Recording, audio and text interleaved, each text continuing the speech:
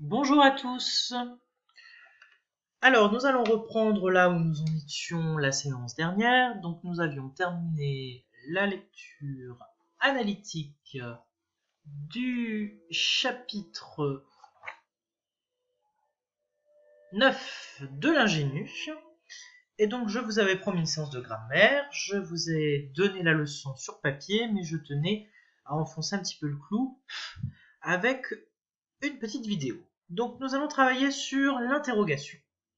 Alors, l'interrogation, vous allez me dire, on sait ce que c'est autour de la question, et on sait comment formuler des questions.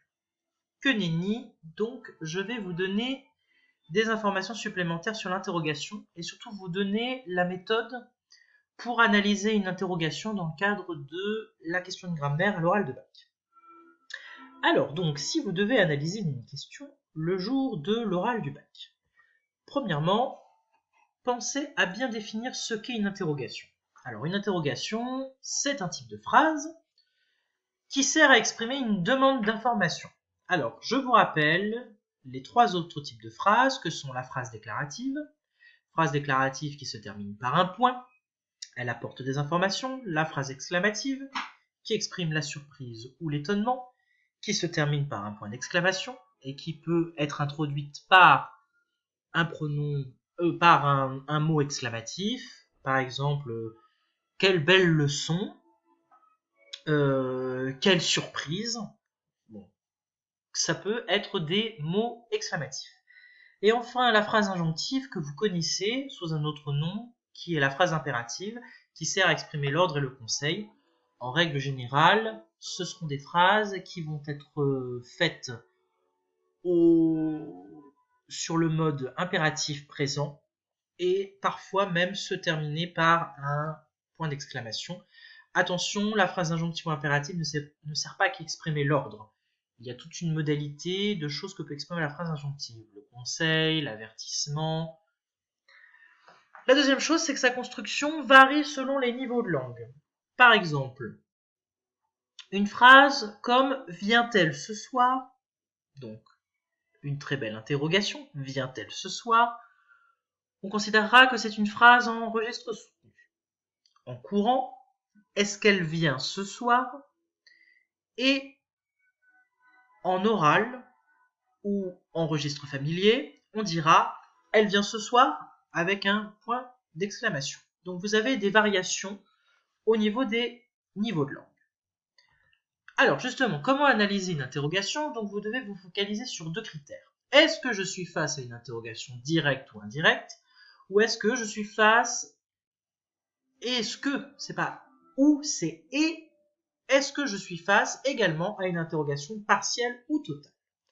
Alors, comment distinguer ces deux critères? Donc le premier critère, interrogation directe ou indirecte.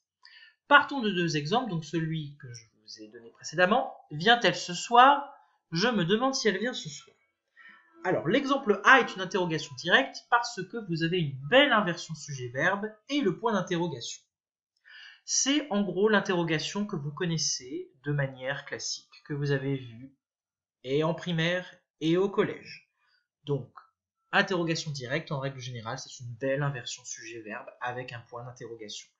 Bien sûr, l'inversion sujet-verbe peut ne pas être respectée suivant les niveaux de langue que vous employez.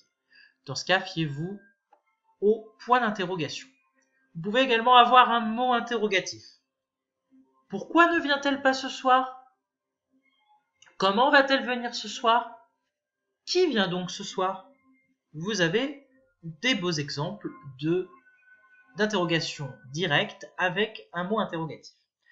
L'exemple B, c'est une interrogation indirecte parce que vous êtes face à un changement déjà de type de phrase, c'est une phrase déclarative, et elle rapporte une interrogation. Elle complète un verbe qui exprime l'interrogation. Donc, vous avez des exemples, demander, se demander, savoir, croire, mais il y a pléthore d'autres mots, d'autres verbes interrogatifs. Ou encore l'ignorance, ignorer, ne pas savoir. J'ignore si elle vient ce soir. Je ne sais pas si elle vient ce soir. Vous êtes face à des interrogations indirectes. Je vous rappelle le découpage suivant. Je me demande, vous êtes face à une proposition principale et si elle vient ce soir à une proposition subordonnée, circonstancielle, d'hypothèse ou d'interrogation. Donc, c'est une circonstancielle d'interrogation indirecte. Vous l'analysez comme ça. Alors, les mots interrogatifs sont différents parce que c'est quand même des mots interrogatifs. Donc, le si dans une interrogation indirecte se transformera en est-ce que dans une interrogation directe. Je me demande si elle vient ce soir. Transformation en interrogation directe. Est-ce qu'elle vient ce soir? Ce que. Je me demande ce que tu vas boire ce soir.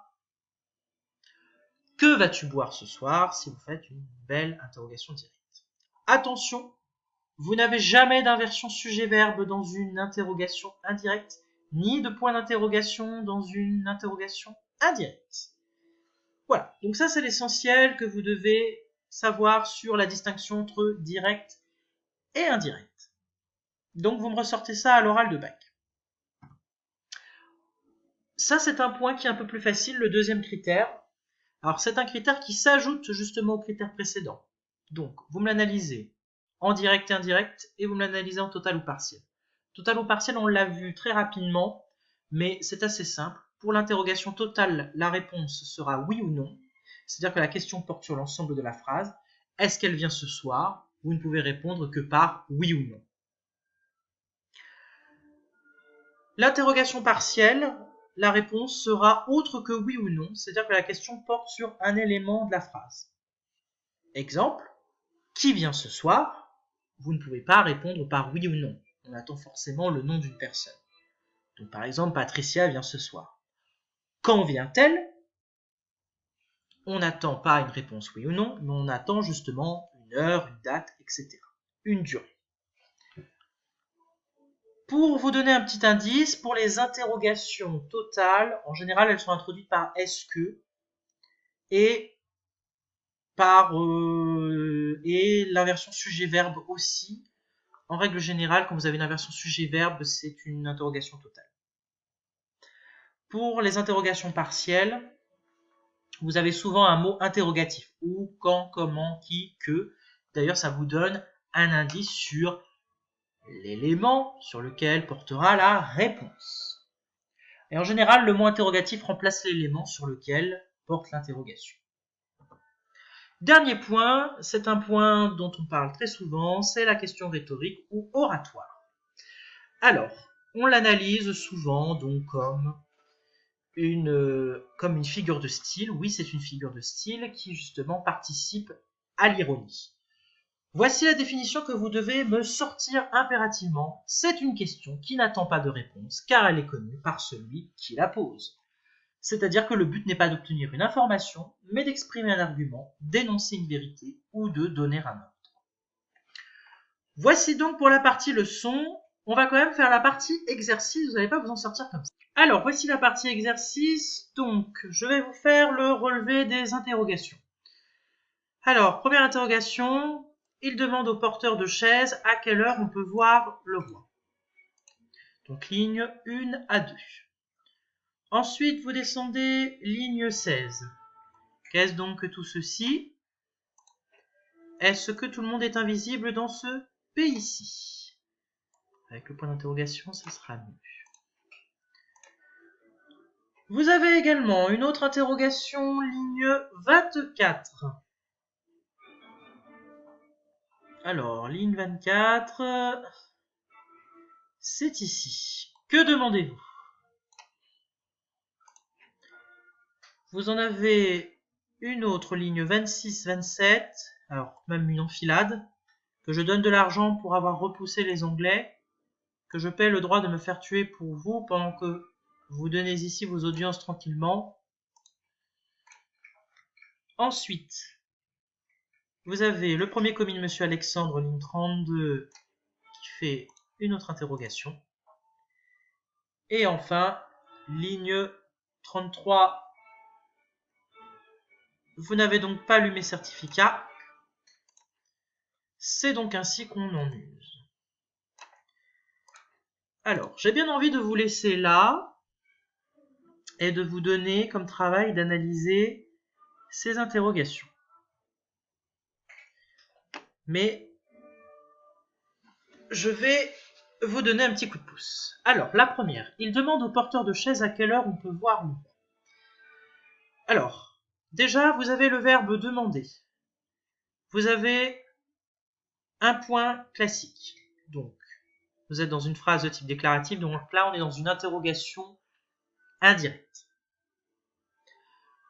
Il demande au porteur de chaise à quelle heure on peut voir le roi. Est-ce que vous pouvez répondre par oui ou par non? Non, puisque la demande porte sur l'heure. Alors, c'est un petit peu particulier puisque on est dans le cas en fait du discours indirect, c'est-à-dire que l'on rapporte une interrogation qui pourrait être posée de manière directe. À quelle heure peut-on voir le roi? Donc là, vous n'avez pas l'inversion sujet-verbe, justement, c'est ça qui est intéressant. Donc, vous êtes dans une interrogation partielle parce qu'on demande l'heure à laquelle on peut voir le roi. Ligne 16, qu'est-ce donc que tout ceci? Inversion, sujet, donc ce verbe est, avec un beau pronom interrogatif et un point d'exclamation, bon, un point d'interrogation. Bon, là, pas de doute, vous êtes dans une interrogation directe. Et la réponse est partielle, puisque on se demande justement qu'est-ce que donc que tout ceci. Est-ce que tout le monde est invisible dans ce pays-ci? Même chose, la construction est-ce que, le point d'interrogation, est la réponse. Est-ce que tout le monde est invisible dans ce pays-ci? Je vous avais dit que dans le cas où vous avez est-ce que, là il n'y a pas trop à hésiter, c'est une interrogation totale. Donc réponse par oui ou non. Le monde est invisible ou le monde n'est pas invisible dans ce pays-ci. Que demandez-vous? Interrogation de forme directe, point d'interrogation, inversion sujet-verbe, et vous avez un joli mot interrogatif. Et là, la demande porte sur le que, vous demandez quoi, donc interrogation partielle. Que je donne de l'argent pour avoir repoussé les Anglais, que je paie le droit de me faire tuer pour vous pendant que vous donnez ici vos audiences tranquillement. Alors, c'est un petit peu particulier, puisque là, on pourrait postuler l'idée que nous sommes dans une question rhétorique, puisqu'on suppose que le point d'exclamation qui est pris ici, en fait, est redoublé par l'interrogation. J'ai oublié de vous préciser, mais les interrogations peuvent avoir aussi valeur d'exclamation, de redondance. Ça peut donner justement de la force. En plus, vous avez quand même la répétition que je donne de l'argent pour avoir repoussé les Anglais, que je paie le droit de me faire tuer pour vous pendant que vous donnez ici vos audiences tranquillement. Bon, on voit bien que l'ingénu est en colère, donc l'idée en fait c'est d'insister finalement sur l'absurdité de la demande du premier commis de Monsieur Alexandre. Donc, si vous avez à l'analyser, vous avez quand même un point d'exclamation, donc on peut postuler l'idée que nous sommes dans une interrogation directe. Et la réponse serait sûrement oui ou non, donc interrogation totale, puisque la réponse serait est-ce qu'il faut que je donne de l'argent pour avoir repoussé les Anglais? Est-ce qu'il faut que je paye le droit de me faire tuer? Donc, vous l'analysez selon les deux critères, donc des directs et des totales, mais n'oubliez pas de dire que ce sont des questions rhétoriques. Comment vous nommez-vous monsieur qui parlait si haut? Interrogation directe, point d'exclamation, point d'interrogation, décidément je ne vais pas y arriver. Vous avez le mot interrogatif et l'inversion sujet-verbe. Vous n'avez donc pas lu mes certificats, alors c'est le cas justement où vous avez la variation des interrogations selon les niveaux de langue. Donc là, vous n'avez pas l'inversion sujet-verbe, mais en revanche, vous avez le point d'interrogation. Donc, vous l'analysez quand même comme une interrogation directe. Et bien sûr, n'avez-vous donc pas lu mes certificats si on la remet avec l'inversion sujet-verbe? La réponse est oui ou non, donc interrogation totale. C'est donc ainsi qu'on en use. Vous avez également une interrogation directe avec pour réponse oui ou non, donc interrogation totale. Voilà, je suis allé un petit peu vite sur la fin parce que j'ai un logiciel qui n'admet que les vidéos de 15 minutes. Donc je ne peux pas vous faire des formats de plus de 15 minutes. Voilà, n'hésitez pas si vous avez des questions sur ce sujet.